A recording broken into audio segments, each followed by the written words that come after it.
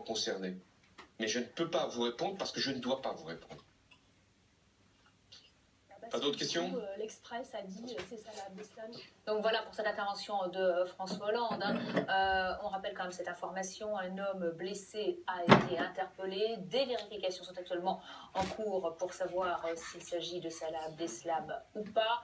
François Hollande, depuis le sommet de Bruxelles, s'est montré effectivement très prudent concernant cette information. Ce qui est sûr, Dominique Rizet, c'est que des appartements étaient sous surveillance depuis plusieurs jours. Donc depuis cette perquisition et cette fusillade à Forêt, vraiment, on recherchait Salah Abdeslam. Les enquêteurs avaient le sentiment qu'il faisait vraiment partie des deux fugitifs. Oui, c'était plus que ça encore, c'est que la ville était bouclée, quoi. Tout le quartier de Forêt était bouclé, mais pas seulement, parce qu'évidemment, ces deux hommes qui s'étaient enfuis, dont on ne savait rien, on ne savait pas encore dès le mardi après-midi qui ils étaient, puisque c'est la surprise, c'est la stupeur quand les policiers arrivent dans cet appartement. Ils ne viennent pas chercher des personnes à l'intérieur, ils ne viennent pas chercher des gens ou même Salah Abdeslam.